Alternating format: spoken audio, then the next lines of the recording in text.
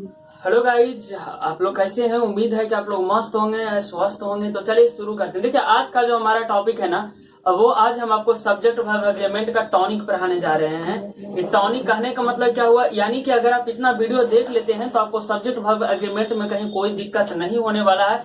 तो देखिए, हम आपके लिए कुछ एरर्स लाए हैं और आप उस एरर्स को देखिए।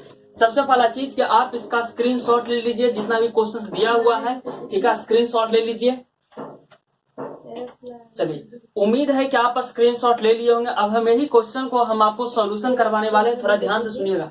हमारा पहला क्वेश्चन है नो न्यूज और गुड न्यूज।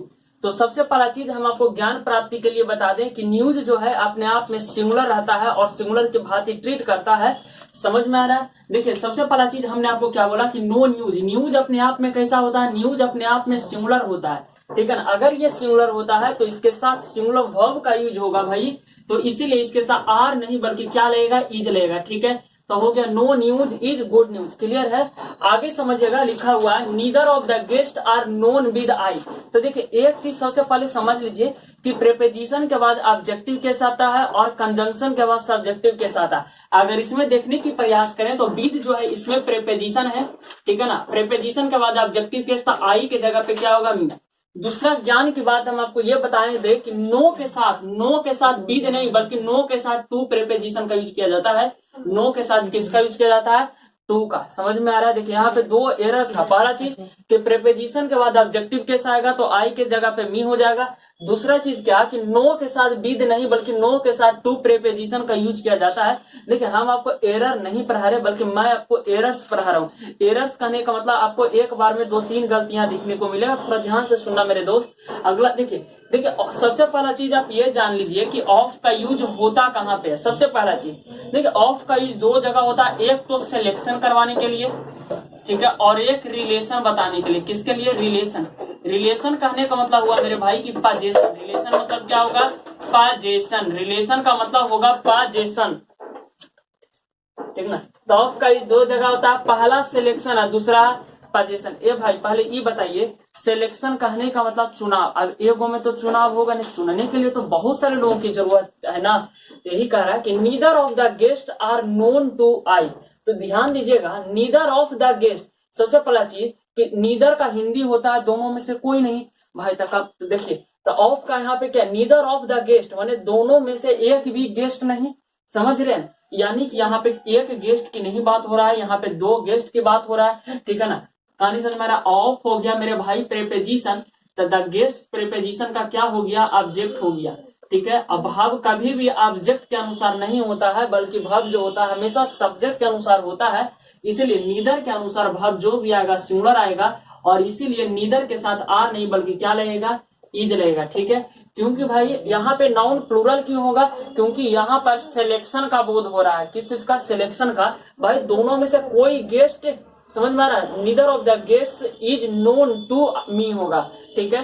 दोनों में से कोई गेस्ट मुझे नहीं जानते, ठीक है भाई। आगे समझिएगा, अगला neither pleasure no profit are my big. यहाँ पे अगर देखिएगा, सबसे पहला चीज मेरे भाई कि नीदर के साथ ना,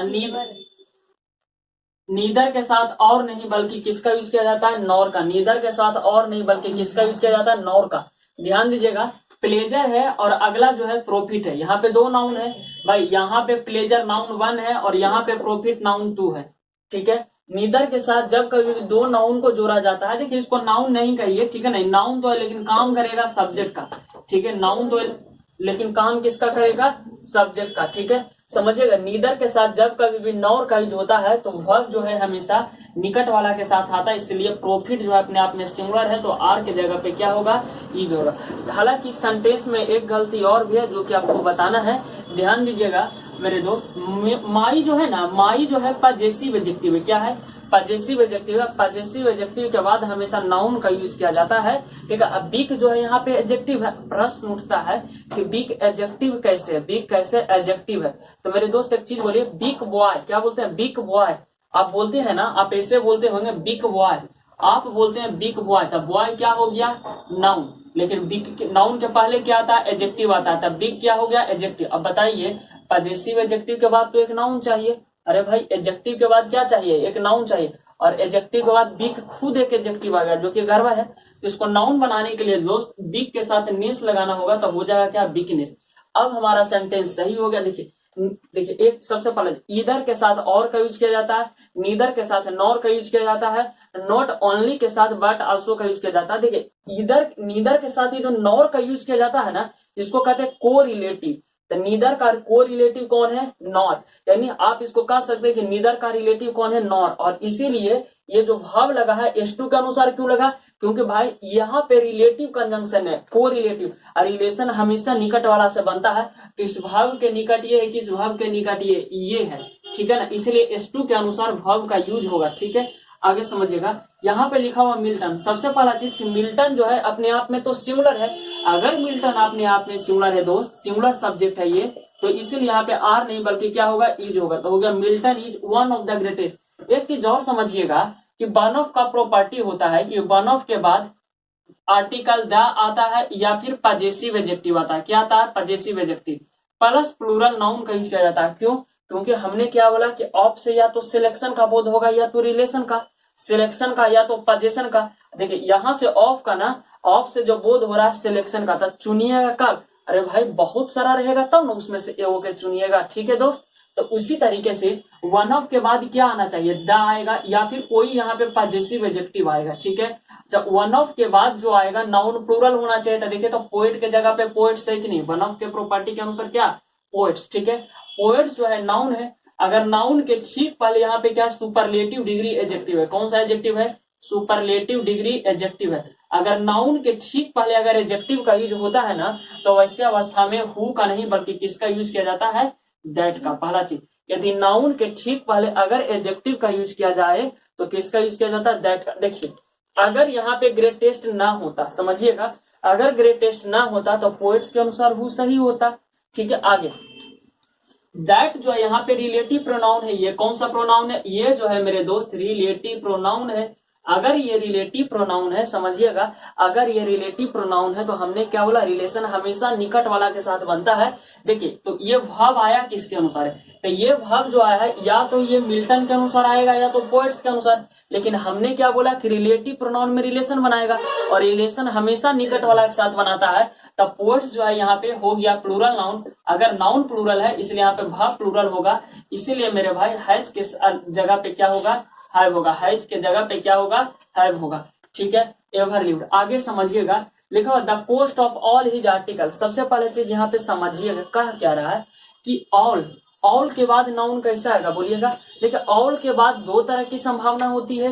यदि ऑल के बाद नाउन काउंटेबल आएगा तो प्लूरल बना देंगे, और अगर नाउन अनकाउंटेबल आएगा तो हम उसका सिंगुलर बना देंगे, ठीक है। तो ऑल के बाद आर्टिकल कैसा नाउन है, काउंटेबल है। अगर ये नाउन काउंटेबल है तो हम इसका प्लूरल बना देंगे, इसीलिए ऑल के बाद क्या होगा, आर्टिकल्स होगा, ठीक है ना। अब बताइए अगर नाउन हमारा प्लूरल है, ठीक है ना, अगर हमारा नाउन प्लूरल है तो हमारा एडजेक्टिव भी तो प्लूरल होना चाहिए। तो दिस का प्लूरल क्या होता है मेरे भाई, दिस का प्लूरल जो होता है मेरे दोस्त, दीज होता है। द कोस्ट ऑफ, लेकिन एक चीज समझिएगा, हमने क्या बोला कि ऑफ प्रेपोजिशन, अगर प्रेपोजिशन है तो यहां से यहां तक पूरा के पूरा प्रेपोजिशन का ऑब्जेक्ट होगा, प्रेपोजिशन का क्या होगा, ऑब्जेक्ट होगा। अब भाव कभी भी प्रेपोजिशन के ऑब्जेक्ट के अनुसार नहीं आता है, इसीलिए द कोस्ट के अनुसार क्या होगा, द कोस्ट के अनुसार हैव नहीं बल्कि क्या होगा, कोस्ट के अनुसार हैज का यूज होगा। कोस्ट के अनुसार किसका यूज होगा, हैज का, ठीक है मेरे दोस्त। आगे समझना, करा मच ऑफ द टाइम। यहाँ पे समझिएगा, यहाँ पे किस चीज का बोल रहा है, much of the time, time का,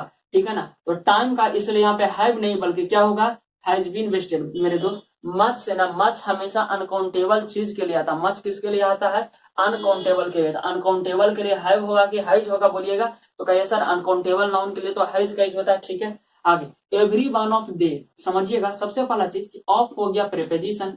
अगर प्रेपोजिशन है तो प्रेपोजिशन के बाद ऑब्जेक्ट का यूज होता है कि नहीं। तो दे का ऑब्जेक्टिव केस क्या होता है, दे का ऑब्जेक्टिव केस क्या होता है, them, every one of them. अच्छा दूसरा चीज कि वन ऑफ के बाद, एवरी वन में वन आपको दिख रहा है कि ना, वन ऑफ के बाद नाउन या प्रोनाउन प्लूरल आता है तो देम प्लूरल होना चाहिए। ऐसे भी लग रहा हो, क्यों, क्योंकि ऑफ से सिलेक्शन का बोध होता है, रिलेशन का। यहाँ पे देखिए करा एवरी वन ऑफ देम, उनमें से क्या, प्रत्येक लो, समझ, उनमें से प्रत्येक लो, एकक लो, तब बहुत सारा रहेगा तब ना उसमें से कहो के करिएगा, निकालिएगा।